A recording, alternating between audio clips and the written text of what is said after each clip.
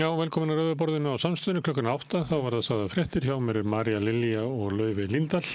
Við ætlum að byrja í alþjóða glæpadómstólnum sem að úrskurðaði í dag að Ísraelsmönnum bæri að hleypa UNRWA eða palestínsku flóttamannaaðstoð Sameinuðu þjóðanna til þess að koma hjálpargögnum til þurfandi á Gaza og þeim var óheimilt að stöðva það.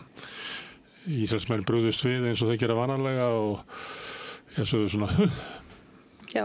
Það eiginlega það sem þeir segja. Já, það eiginlega það sem þeir segja. Þeir náttúrulega hafa talað mjög illa UNRWA. UNRWA ina svona alþjóðlega hjálparstofnunin sem að sinnir Gaza og sinnir Gaza bara alveg sérstaklega. En þetta sé Hamas sem að stjórna þessu. Jú, mikið rétt. Ben trúði því á sínum tíma, þið munið það. Já, dró greiðslu til UNRWA tilbaka og hélt þeim, fristi þær. En alltaf glæpadómstóllinn hann skoða þetta og segir að þetta sé bara ekki rétt. Nei. Og líklega liggur vandinn í því að Ísraelsmenn skilgreina alla palestínumenn sem Hamas en alþjóða glæpadómstóllinn vill að menn séu þá tengdir einhverjum hryðjuverkum til þess að falla undir þetta. Já, og þeir sem þetta reyndu þarna í október í fyrra reyndu þeir að fá bara algjört bann við UNRWA en þetta er svona niðurstaðan úr því. Þeir fengu ekki bannið. Þeir munu ekki hlýða og þá mun koma í ljós að þeir komast upp með það líklega. Þannig verið að vera hingað til. Já. Það er ekki líklegt að Sameinuðu þjóðirnar ná einhvern veginn að grípa inn í eða hvað? Ólíklega, en ég myndi þeir hafa auðvitað líka hafnað bara með öllu þeim ásökunum að þetta sé þjóðamorð, að þarna sé hungursneyð og þar fram undir götunum. Þeir sjá ennþá ekkert að. Og fyrir svokallaða friðar samkomulag Trump að þá hefði kannski mátt reikna með að einhver ríki á Vesturlöndunum myndi bregðast við þessu en það er ólíklegt núna þar sem að enginn þorir að gera neitt af ótta við að trufla eitthvað. Og það vita Ísraelsmenn og þau voru að samþykkja það í Knesettinu þeirra sem er þingið þeirra að það innlima Vesturbakkann. Þetta er reyndar svona, þetta er fyrsta atkvæðagreiðsla, þetta þarf að vera 4 sinnum einhvern veginn í gegnum þingið, ég kann ekki alveg þingsköpin þarna, en þetta fór þarna í gegn á 25 atkvæðum gegn 24, gegn vilja Netanyahu sem að hann telur að þetta sé, hann telur að þetta sé ágrun. Já, þetta sé ólangt gengið. Það er ólangt gengið. En þetta sýnir það sem við erum svo oft spennt á að svona hugmyndunum að ef við lostum bara við Netanyahu þá er allt gott í Ísrael og það er alls ekki þannig. Nei, það verður hreint ekki þannig og enda er hann ekkert ofboðslega vinsæll heldur inn á Knessettinu, það hefur komið í ljós. En hann auðvitað sér fyrir sér að þetta, eins og kannski Evrópuleiðtogarnir, að þetta geti truflað eitthvað og fyrirætlanir hans með Gaza, hann er auðvitað komið með háleit markmið þarna, hann ætlar bara að taka þetta yfir. En það eru viðhorf inn í þinginu og víða í Ísrael sem að segja við komumst bara upp með hvað sem er. Við höfum gert það hingað til og akkur ættum við ekki að gera það áfram. Akkurat. Og það náttúrulega er lærdómur liðinna ára og áratuga. Ísraelsmenn hafa komist upp með hvað sem er. Herðu, þá er það von der Leyen. Hún var haldið ræðu. Herðu, von der Leyen var haldið ræðu og það sem hún ávarpaði Evrópuþingið og fór svona yfir svona komandi starfsár. Hún talar að Evrópa verða að gegna lykilhlutverki í enduruppbygginguna á Gaza og hún er svona, nokkuð harðorð og segir að Evrópuríkin beri þarna ákveðna ábyrgð en alltaf talar hún þessa tveggja ríkja lausn að það sé markmiðið og hún talar að greiða fyrir aðgengi innflytjenda, löglegra innflytjenda og þar með talið flóttafólks til Evrópu en að samanskapi segir hún að hún ætli að skera upp herrur gegn smyglurum og fólki sem að selur annað fólk en hún talar að En hún var ekki að tala að Evrópa menn ætla að taka á móti þessum 2-3 milljónum sem Ísraelsmenn vilja hrekja Nei, enda þetta er það ekki að sjá. Ég veit ekki betur en að Þýskaland hafi verið að hafna því að taka á móti hópi. Það er frétt það Middle East Monitor.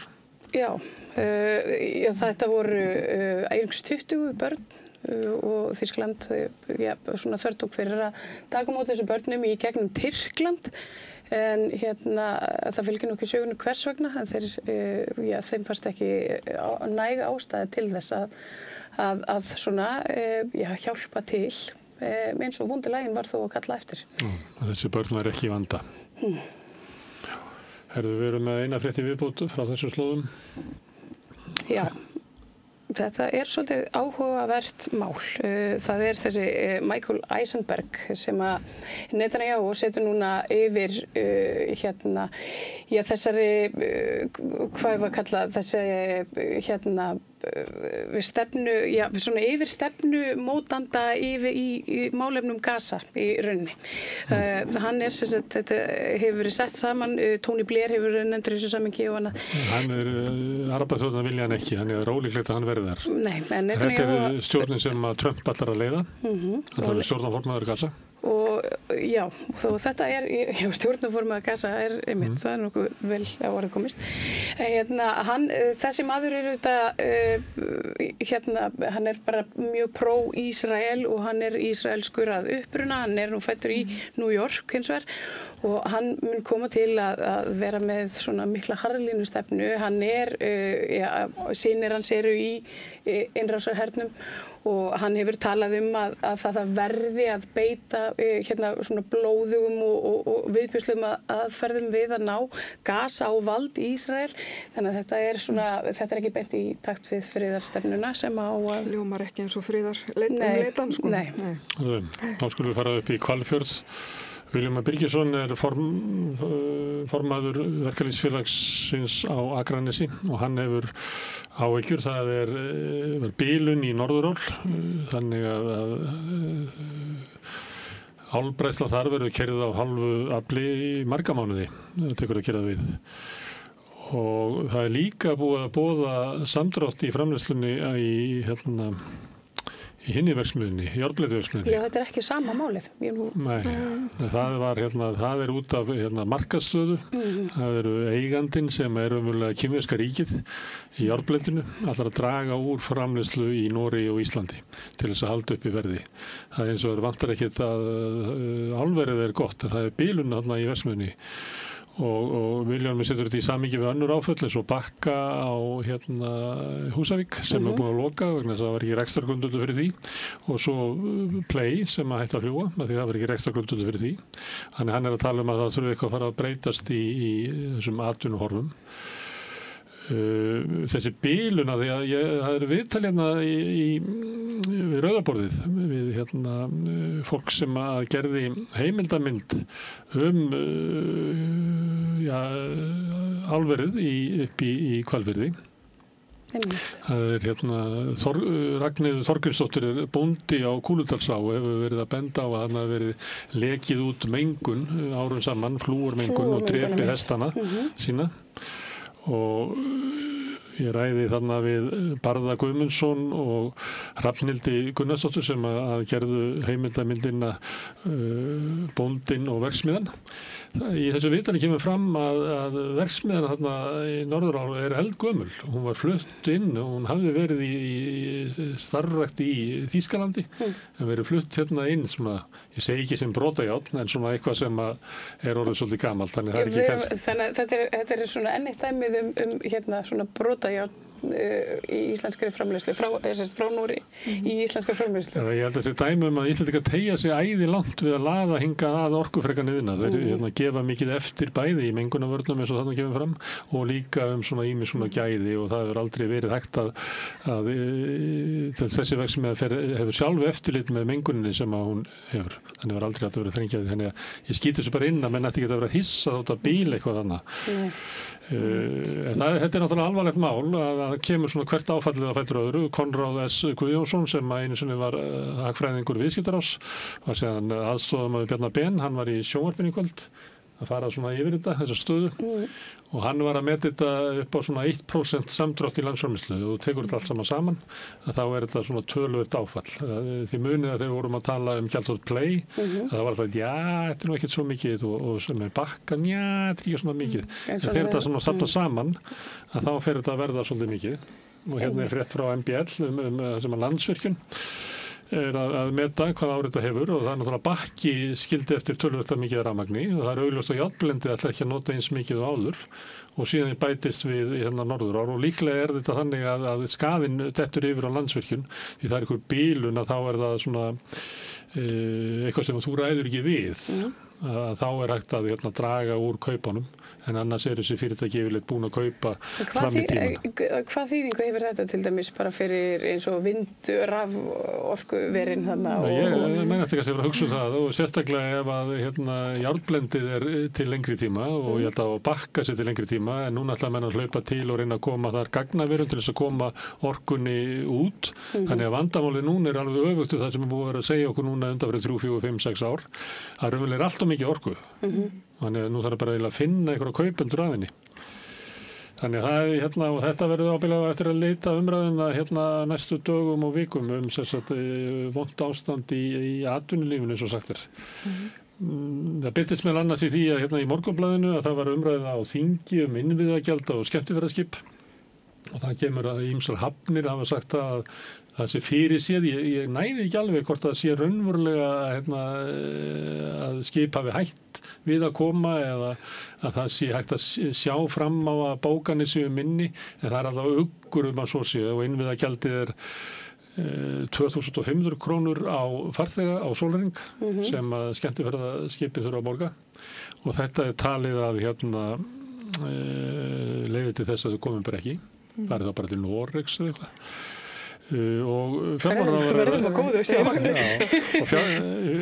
en þetta eins og ef þú myndir spyrja fólk til dæmis á Ísafirði þar sem geta verið 2 skip kannski í höfninni og svo bara kemur annað á morgun og Akureyri þar sem stundum bara 3 og fleira að þá vill fólk í þessum sveitarfélögum fá skipin það ástand er ekki orðið eins og í Feneyjum þar sem að bara íbúarnir vilja ekki sjá þetta því að þetta er svo mikill ófögnuður því að þetta eru túristar sem að koma þeim streyma bara út og fara gullna hringi stundum en stundum bara labbaði niðri og kaupa ykkur lunda í lundabúðunum ég frétta því að það hefði verið að reisa við Sundahöfn veitingastað eða svona eiginlega kantínu fyrir skemmtiferðaskipin þar sem þau koma, leggja upp að og þú ferð bara niður og kæja beint inn í svona exit-trúðu giftshop og ferð út úr buffinu í skipinu og getur farið á búffe í landi þannig að þetta er yfirleitt verið talið vera svona leiðilegustu kúnarnir sem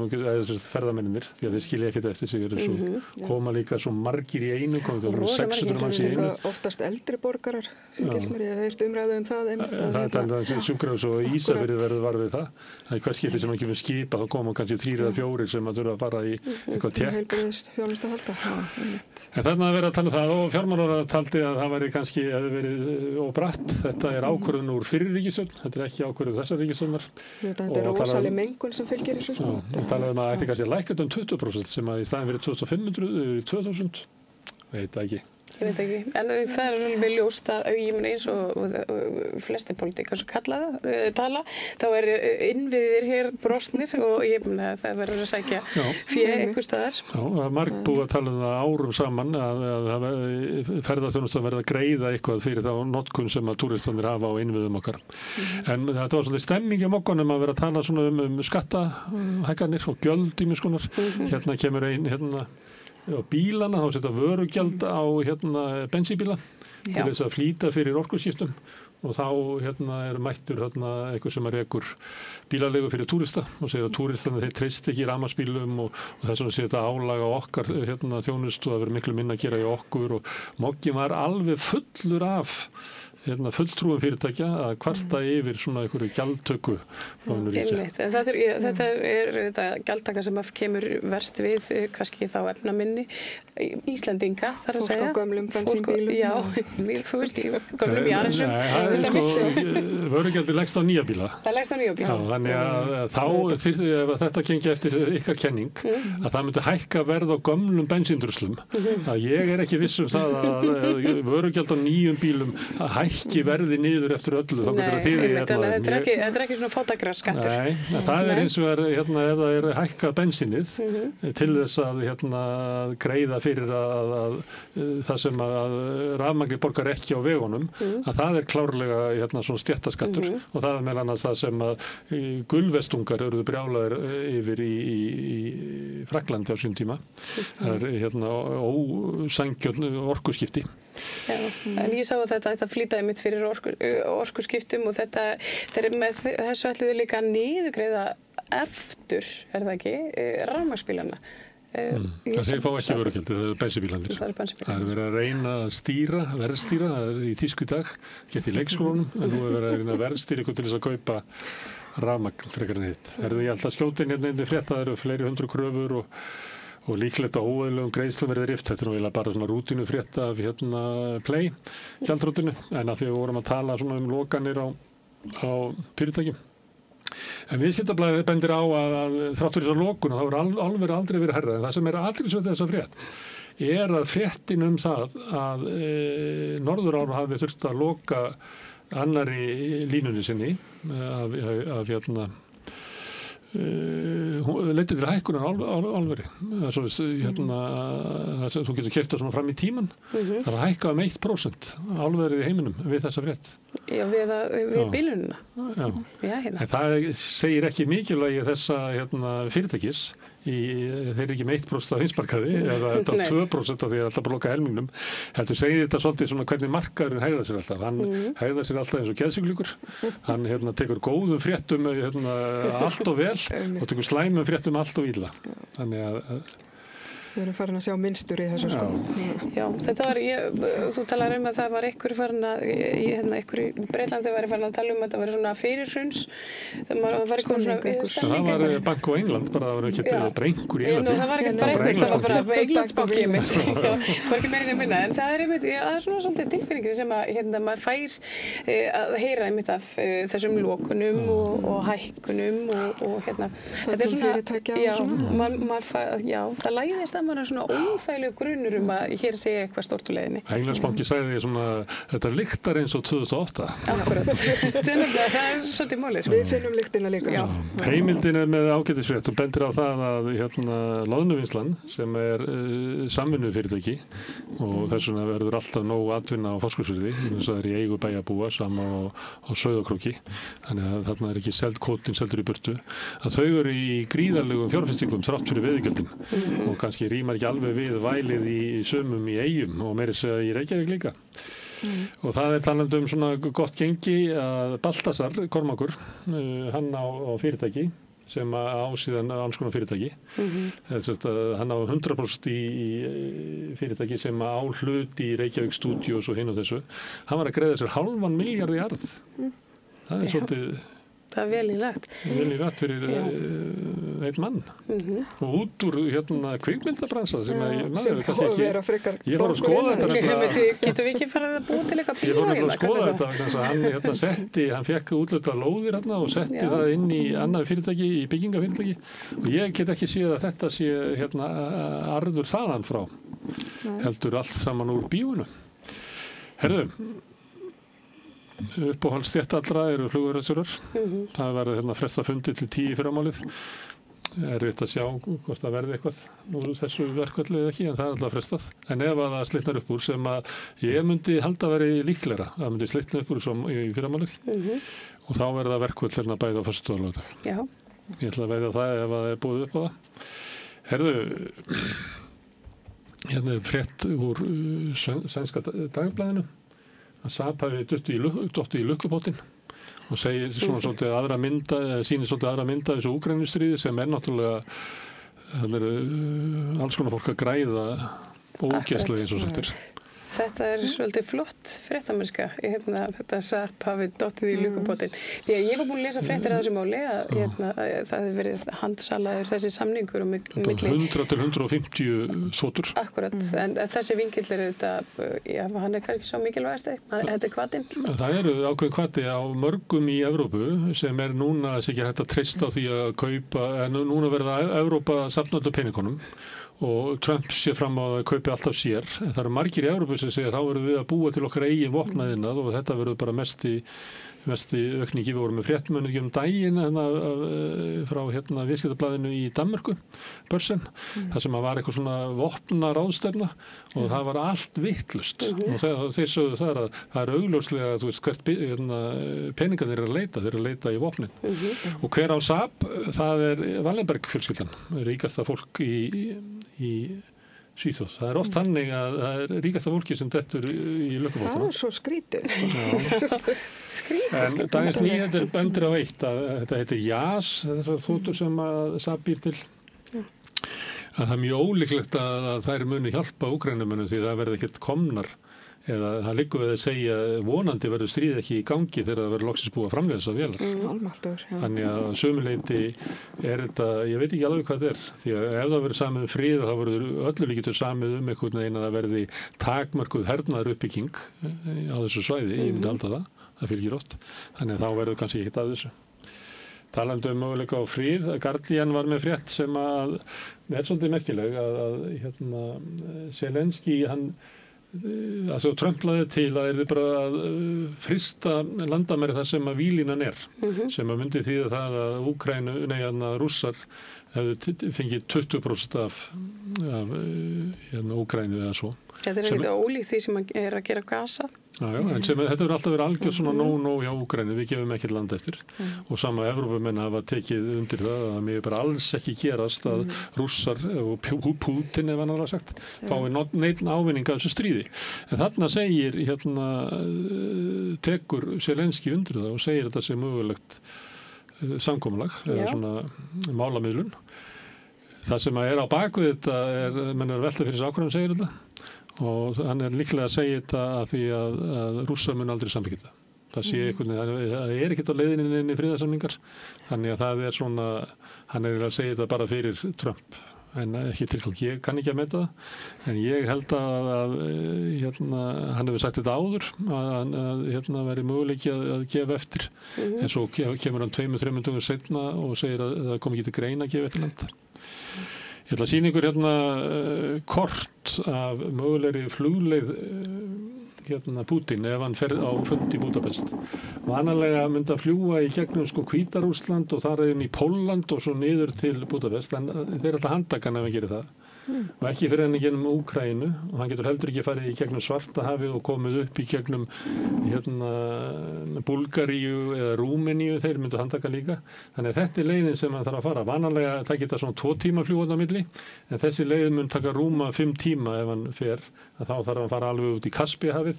Hann getur ekki, það er Georgía og Azerbaijan og Armenia sem hann er að fara þarna framjá, en hann getur flogið í gegnum Íran og Tyrkland og komið þarna upp í Bosníu sem er ekki í NATO. Þetta er Krísuvíkurleiðin.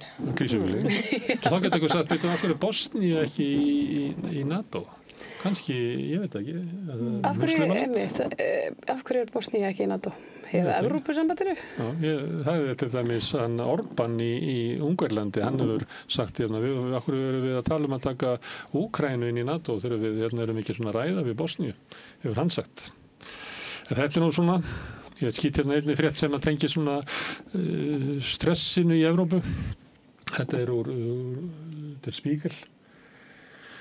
Og þetta er innanríkisráðherra í Túringen sem að myndi heita Þýringaland upp á íslensku. Hann er að segja að þingmenn á þinginu þar sem að tilheyrir Alternative for Deutschland, valkostur fyrir Þýskaland, séu alltaf að spurja hernaðaruppbyggingu. Og hann er að halda því fram að þetta séu njósnarar fyrir Putin. Þessi að nota stöðu sín á þinginu, kalla eftir upplýsingur sem að þeir ber að fá til þess að það verður opinberar til þess að Putin geti. Þetta er eins og svona James Bond plott. Þetta er þetta trúlegt? Nei, þetta finnst mér ekki trúlegt, en þetta er bara partur af þessari svona áróðusherferð sem að við höfum bara öll verið vitni af hérna í Evrópu, að það sé eitthvað svona yfirvofandi, eitthvað hryllings- og rússahætta. Þetta segir þú náttúrulega bara því þú ert að tala fyrir hönd Rússa eða? Já, ég er náttúrulega að tala fyrir hönd. Auðvitað. Þetta svolítið þannig að maður heyrir svona fræðimenn vera að segja þetta, til þess Hilmar Þór, hann sem ég tala hérna reglulega við, hann að segja maður hefur ekki alveg fullt málfrelsi í Evrópu, hún líður svo vel í Suðaustur-Asíu þar sem hann getur bara rætt hlutina, en hann er að fara að kenna aftur, hann hefur kennt í 20-30 ár í Eystrasaltslandunum og hann er að fara þar aftur eftir áramótin og ég heyrði ekki betur en að hann svona að vera hálfpartin að kvíða fyrir því. Já, því að það er ekki endalaus jarðsprengjusvæði. Já, og það er svona ennþá mikil svona sovjetgremja í Eystrasaltinu. Sem er stór hættulegt þannig að það er mikið af Rússum sem að búa inn í þessu landum. Þannig að þetta getur leitt til gríðarlegra átaka innanlands. Akkurat. Herðu, en ein kenningin það að hverju Trump er að bakka út úr Evrópu og vilji bara nenni ekki Úkraínu og vilja henda því stríði bara í hendunar á Evrópumönnum það að hann þurfi eiginlega að einbeita sér svolítið á heimaslóðum þar sem hann er eiginlega undirbúa vopnuð átök bæði við Venezuela en líka Kólumbíu þannig að þeir voru að sprengja í loft upp 2 báta Kyrrahafsmegin núna þannig að þetta er ekki bara í Karabíhafinu og það er verið að draga Kólumbíu eiginlega inn í þessi átök. Þetta er svo augljóst.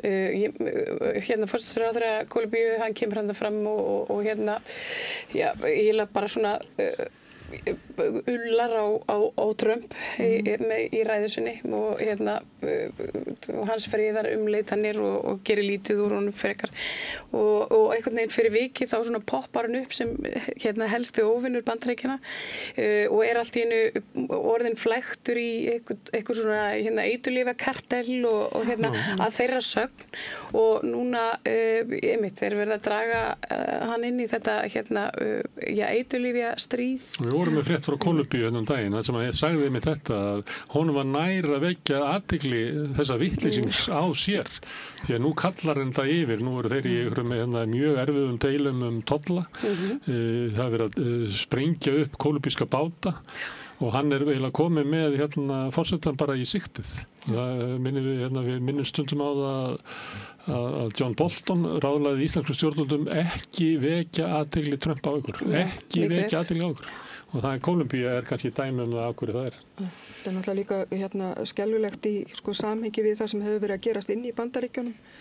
Alltaf þessi massífa æsaðgerðir þar sem að fólk sem bara lítur út fyrir að vera Latín-Amerikan er bara sópað út úr í einhverjar búðir og fjöldi fólks bara horfin fólk er bara tekið af götum úti og þannig að þetta er eiginlega svolítið skelfilegt og hann kallar einmitt forsetan kallar hann bara drögglord held ég þetta er náttúrulega ótrúlega hvernig Trump talar alltaf það sem mér finnst ótrúlegast í þessu öllu saman er að Bandaríkin sem að okkar stóra bandalagsþjóð hinn meinta bandalagsþjóð og að enginn af okkar ráðafólki skuli voga sér að einhvern veginn að setja ofan í við hann eða gagnrýna það var einn sem að gerði það var forseti Kólumbíu og það kannski er það ástæð fyrir að aðrir ekki einmitt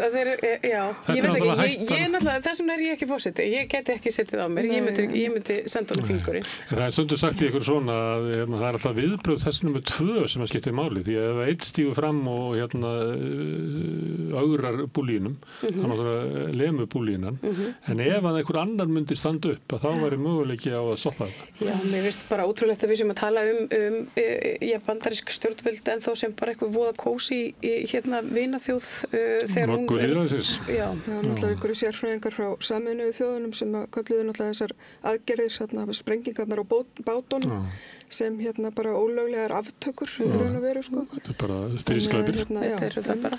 Já, ég meina þetta er allt án dóms og laga. Þetta er ótrúlegt. Ég sá þessi myndband þetta er bara það er bara að varpa sprengjum á þessa báta án þess að einu sinni hafa einhverja rökstuddan grun að þetta séu þeir séu með fíkniefni innanborðs þannig að þetta er ótrúlegt.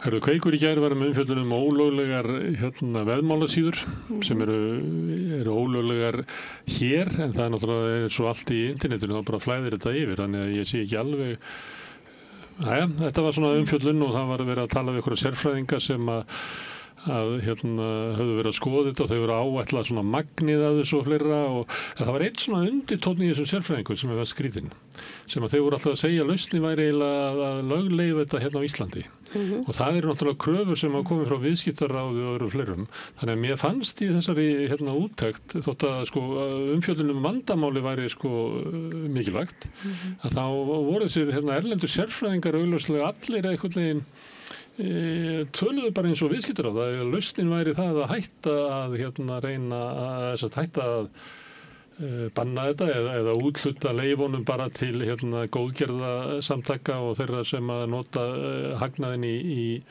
almannaþágu en leyfa einkaaðilum bara að reka þetta til þess að draga úr því hvað mikið færi erlendis. Það verður við myndum græða svo mikið á því ef þessi peninga færu í... Það verður þetta skattleggja En ég meina þetta hefur verið sagt lögleiðingu á hinu ýmsa, fíkniefnum meðal annars. Ég held að það liggi þó beinast við ef að við ætlum að fara að lögleiða svona fíknivaldandi starfsemi þá þurfum við að fara þá leið líka. Alla leið bara. Við vorum að frétta Dómsmálaráðherra segir þessi starfsemi er komin til að vera. Já, mér fannst þú bara svolítið merkileg vegna þess að hún segist ekki vera manneskja sem hallist að því að banna hluti. Mér tók það svona sérstaklega út fyrir svig. Svo ljósið þess að hún ætlar að banna flóttafólki Hún er villur ráðuneyti. Dómsmálaráðherra er alltaf að banna eitthvað. Já, þetta er svona nákvæmlega það sko. Hún er dómsmálaráðherra og hún vinnur svolítið við það að setja lög og reglur og banna einmitt. Þetta voru svakalegar upplýsingar sem komið fram líka í þessum þætti sko að mér skilst það sem meira en helmingu þjóðarinnar sem hefur og börn talið með. Já, hátt hlutfall barna var viðtal við Rauðaborðið Björn Þorláks ræddi við formann UMFI og þar einmitt viðræði hann þessar áhyggjur líka að þetta væri bara og þetta sé orðið bara gegn sósa í kúltúrnum og við talið þjálfara sem var að banna svona umræður bett eins og það kallaði inn í klefa. Þetta væri bara yfirtaka. Þið viti hvað þetta kemur. Þetta kemur frá þessum streamerum sem kölluðum. Þetta eru, tengdu svona Bjarna Ben er einn af þeim. Þegar krakkarnir sem horfðu á hann spila tölvuleiki, þau eru svo ung að þau mátt ekki veðja sjálf. Þannig að þau lögðu inn á hann peninga og leta hann svo veðja fyrir sig. Og þannig verður þetta til og ég meina þeir eru skreittir, toppitið í Betsson. Það var einhver að dreifa á Facebook að vinur ykkur á félagi Stefán Einar Stefánsson, hann gengur í peysu, mertu ykkur svona veðmálafyrirtæki. Sko, veistu það, að hann er svolítið góður svona kompás bara í lífinu, hann Stefán Einar, að ef hann gerir eitthvað, þá var maður að gera þveröfugt. Herðu, Alma Hafsteinsdóttir, hún hefur verið að berjast gegn yfirgangi veðmála síðan að við loka þessum spilakassaverum sem eru og kann að segja margar hörmungarsögur af því hvað þetta fyrir illa með fólk. Og herferð fyrir nokkrum árum. Og veðmál hafa farið hryllilega með fólk. En svo koma einhver leiti fram í kveik en það hefur verið sagðar þessar sögur oft áður. Þannig að þetta er ekki, þótt að við sem að gantast með þetta, þá er þetta ekki... Þetta er alveg dauðans alvara og það er hægt að rekja fjölmörg sjálfsvíg einmitt til bara skulda og kvíða sem að kemur út, kemur af því að stunda þess háttarspil, hvað kallar maður þetta? Fjárhættuspil. Sín var byrjaði fréttina sína á umfjöllunum kaup á vændi. Lykti meðal annars þetta línuritt sem að sýnist þau mál sem hafa farið. Þetta er þetta mál sem hafa farið komið inn á borð lögreglu og þið sjáu að það hefur verið fækkað svolítið mikið. Það var þarna kúfur 2018, 19, 20, 21 en síðan er miklu minna en síðan sjáu þetta er litað þarna. Það er ákæru meðferð er svona föl græn og það er bara eitt mál sýnist mér að eitt að 2024 og eitt 2023 og ekkert í ár og sekt er svona algengasta en langalgengast er þessi fellt niður málin. Þannig að það verður ekkert úr þessu málum. Nei, það verður að tala svolítið löggjöfina í þessum... Mér strífa í viðtalinu var líka að tala að það má aldrei segja hverju þetta eru.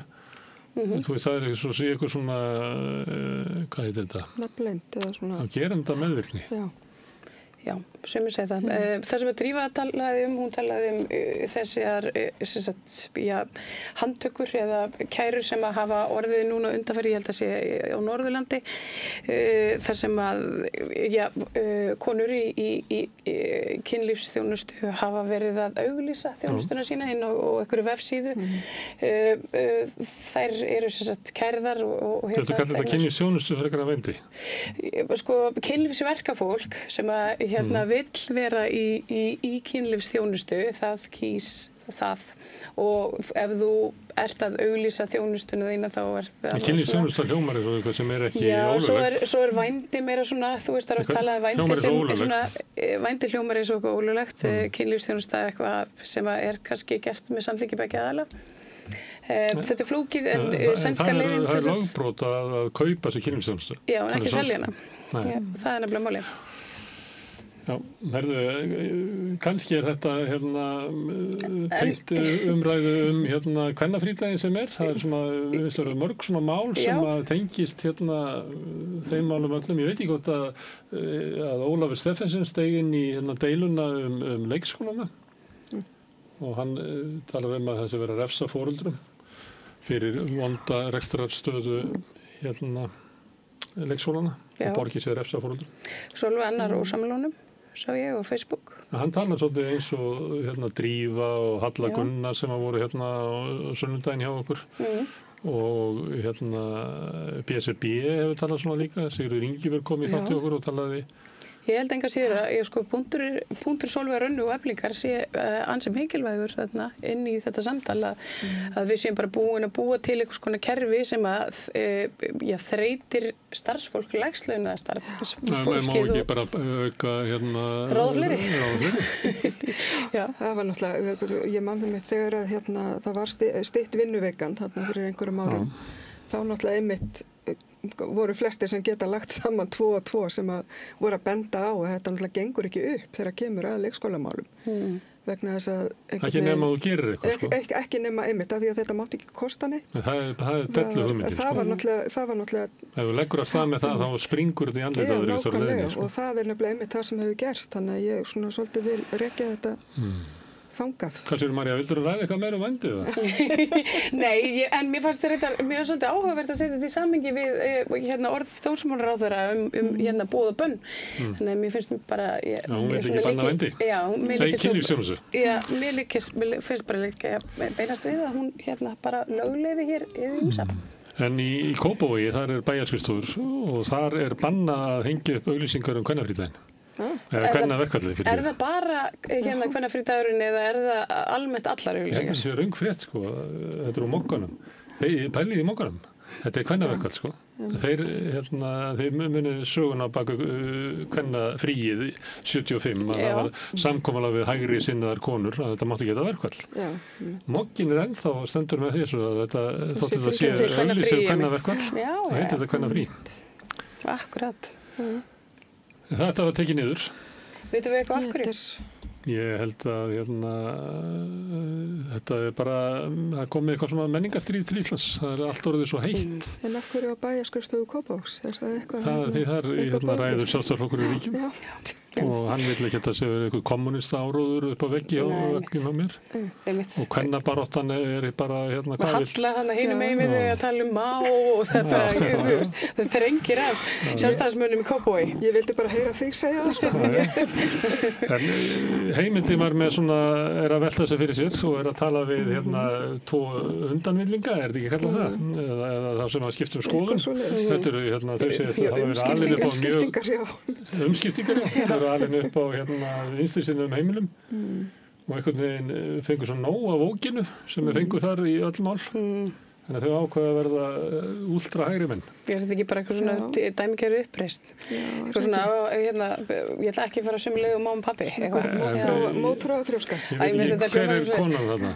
Hún heitir Hlédís Maren, hún var í Vinstri grænum, ég held hún hafi verið meira að segja ritari, hún gleðar komin í Miðflokkinn, vann að með minnir lengi vel á heimildinni, bara virkilega heil og snull kona.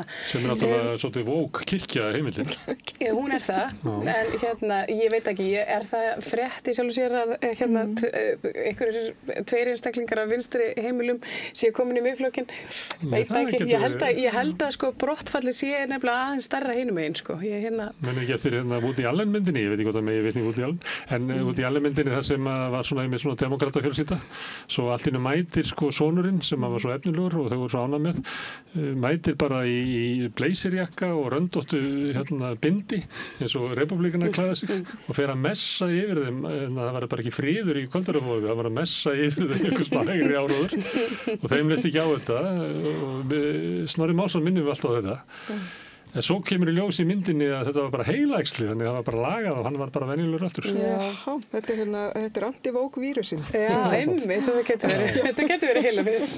En ég held ég viti að Snorri sé 27 ára, ekki er maður í upplýsli fóreldri sínum 27 ára, það er ekki þegar maður er 14 ára. Ég veit ekki, svona late bloomers. Ég veit ekki, ég veit svo sem ekkert hvaða ástæður eru fyrir því svona almennt að fólk leitar inn í Miðflokkinn. Mér finnst það alveg algjörlega óskiljanlegt. Ekki nema kannski bara til þess að fá sæti hratt. Það virka fyrir Snorra. Það virkaði fyrir Snorra einmitt og ég veit ekki betur en að þau vanti einhvern fyrir árið síðan, þá var hann ekki í Miðflokknum. Nei.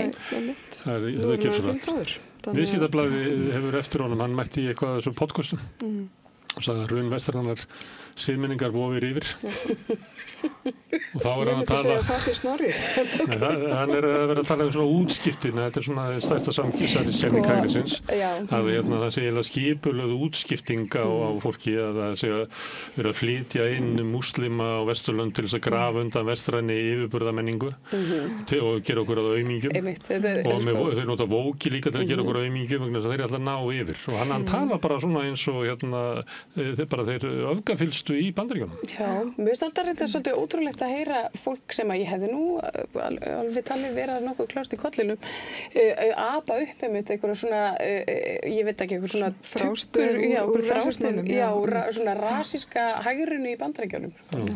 Hann var í Silfrinu á mánudaginn, ég hlustaði á það og þar var hann að þegar hann voru varaformaður þá var hann að pröfa svona aðra línu sem var að vera svona landsföðulegur og var svona að tala svona eins og fullorðin stjórnmálamaður og það var mjög fyndið, ég hvet fólk til að hlusta á það hann heldur bara ekki þræði í þeirri sko, hann kann ekki möndurina sem hann er að reyna að fara með sko.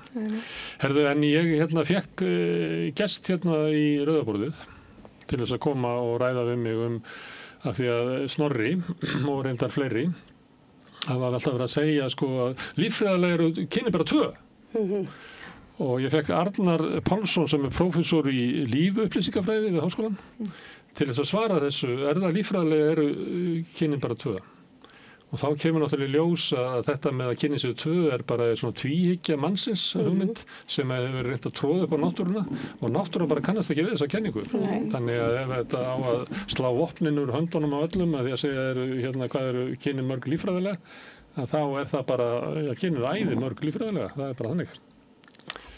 Herðu, ég tók saman að því að kom könnuð frá maskínu í gær og ég skipti þingheimi eftir kynjunum og hafði það svona bleikt að því ég er svo gamaldags, þá eru stelpurnar bleikar, strákarnir bláir og þannig sjáum við hvað er ólíkur heimurinn til dæmis ef að konundar fengi bara að kjósa þá myndi bæði VG og Píratar ná inn á þing það myndi ekki duga fyrir sósíalistana, þeir væru utan þings en það sem er langmerkilega þarna er miðflokkurinn sem er M þarna að ef kallandi fengi að kjósa þá fengir þeir 13 þingmenn en ef konundar einar fengi að kjósa þá fengir bara 5 þannig að þetta er stundum talað svona fúlukallabandalag þetta er það sannanlega og einu flokkarnir það sem er meira fylgi með að kalla eru miðflokkurinn og sjálfstæðisflokkurinn og það munar 10 þingmönnum sem að sko kallarnir myndu gefa þessum fleiri. Já, sem sagði okkur bara það að við séum kannski bara komin á þann stað í veraldarsögunni að við þurfum að fara að svipta karla kosningarétti. Já, við erum kannski tveggja ríkja lausn, það var bara kallaríki og kvennaríki. Hvernig væri Gæti stofna fríríki einhvers staðar. En kannski Miðflokkurinn að leita sér að að hafa eitthvað svona annað andlit, geti ekki bara komið með kallana og þess vegna fór í gang hugmyndun það að eiginkona Snorra Mássonar. Nadine Guðrún Jaki. Hún myndi fara fram sem borgarstjóraefni Miðflokksins. Já, hún nú viðkunnuleg kona. Ég kannast við hana bara skelegg og góð og bara fín klár og ég hef ekkert út á hann að sitja. Þú myndi kjósa hana? Ég myndi ekki kjósa Miðflokkinn, en ég meina, kannski er hún bara alveg frábær leiðtogi. Ég er ekkert við sem, ég meina, er hún í Miðflokknum sem sagt? Nei, hún reyndar kannaðist ekkert við þetta að hún hafi bóðið sér fram, sko. Hún hlýtur að hafa kosið manninn sinn. Já, jú, væntanlega. En þetta gerir það stundum að ég man eftir frambóð sem Jón Magnússon var með, hæstaréttarlögmaður sem er svona ultra hægri maður. Hann kom einhvern tíma með frambóð og þá voru það sko ég skoðaði hverjir áttu maka og það gekk ekki upp. Þeir fengu aðeins fleiri atkvæði heldur þeir sem voru í frambóði en ekki fleiri atkvæði en þeir sem voru í frambóði og maka þeirra. Þannig það er ekki alltaf þannig. Þessu kannski tengt en ótengt. Ég var eins og kosningastjóri fyrir Dag Bjarkjason í borginni árið 2013. Ég kaus hann ekki. Það var svolítið svona. En ég styrði nú samt. Þetta má segja þetta? Er hann að heyra þetta í fyrsta skipti? Kannski er hann að heyra þetta í fyrsta skipti. En ég minni nú að hafi verið þannig ég hafi ekki eins og kosið. En það var bara einhverju krist. Þetta var bara eitthvað jobb með þetta pening. Þetta er óvænt játning. Frétt úr berlínska. Þar er þessi maður sem heitir Hafiz Mohamed Idris. Hann sótti ríkisborgararétt og þeir gátu ekki, hann er umdeildur svolítið. Hann er svona ultra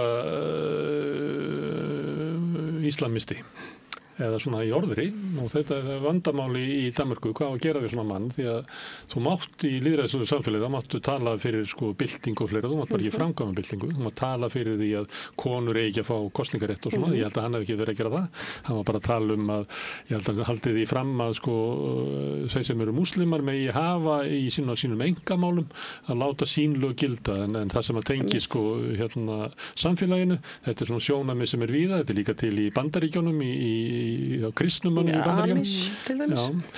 Þannig hann hefur verið að halda þessu fram og það endaði með því að eftir að hafa verið tvisvarsinnum fyrir þingið og þá er hún hafnað.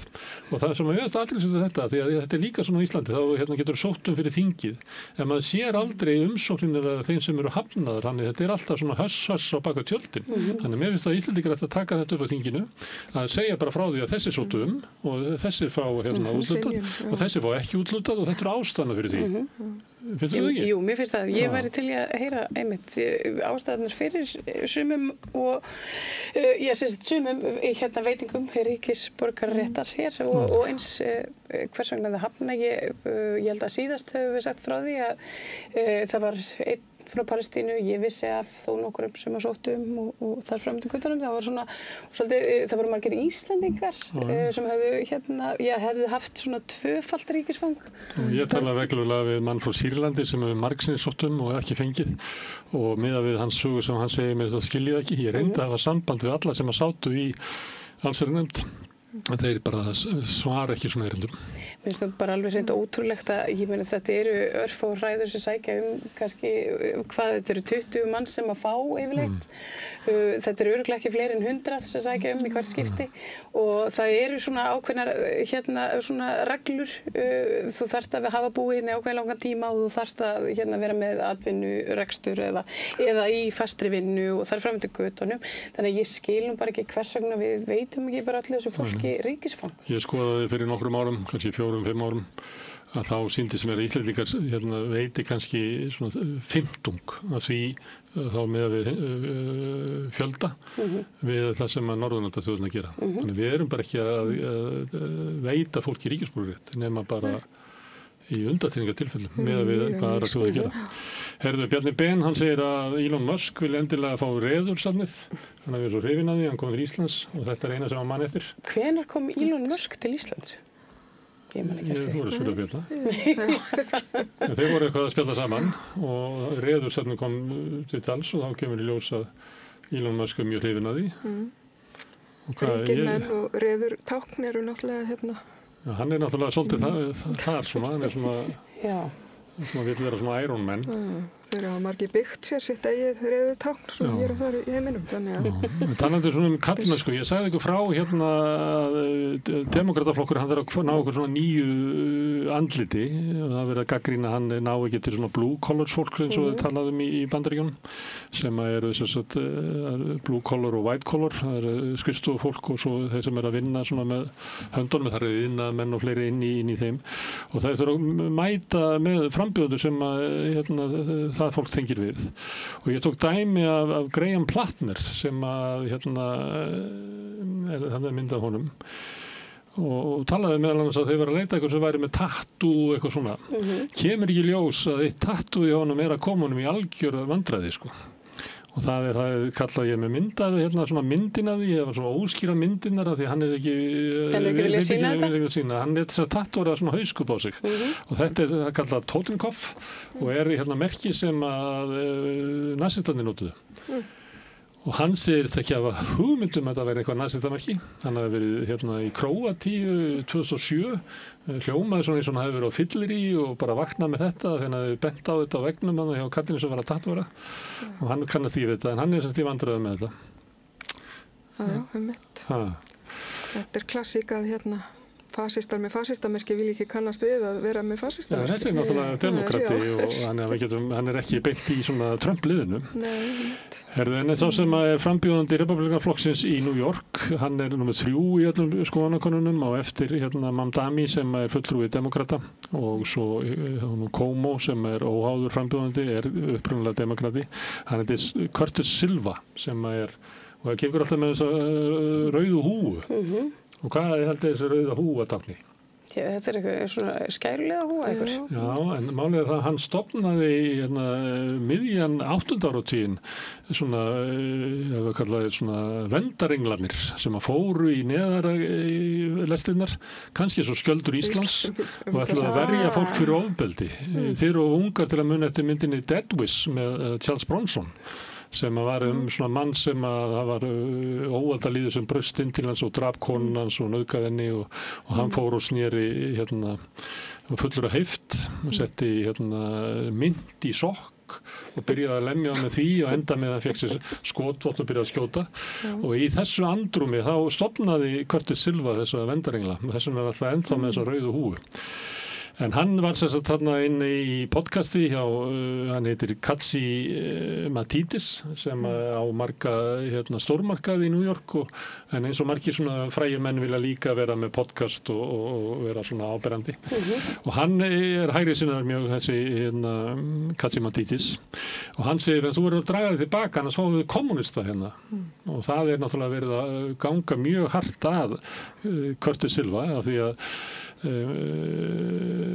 hérna, hann sé með svona 48% fylgi í könnunum og Cuomo kemur eftir með svona 31 og þá hugmyndin að ef að sko republikanin dræði sér tilbaka þá geti Cuomo fengið eitthvað byr undir seglin og unnið. Þetta var meðal hans rætt á fundi Trump í gær sem að hann var að tók við spurningum og þá var hann að tala að það væri bara raunverulega hætta á því að kommunistar tækju yfir New York og það yrði bara að gera eitthvað til að stoppa því. Og þess vegna fór þessi Katsi Matidis að spurja hann, ætlar ekki að hætta og þá rauk hann út úr. Herðu, þetta Trump-hóðnið. Trump hérna, hann í máli við bandaríska ríkið yfir að hafa farið ólöglega og tillitslausu í ýmiss konar mál gegn sér á meðan hann var ekki forseti þannig á þessu 4 árum. Þið kannist við að vera í New York og það voru út allt. Nú vil það fá bætur frá ríkinu og það vel svo til að það eiginlega Hvíta húsið sem að getur ákveðið að taka sér mál saman og búa til sátt. Akkurat. Og hann var spurður að þessu í gær og hvað ætlar að semja við sjálfa þig?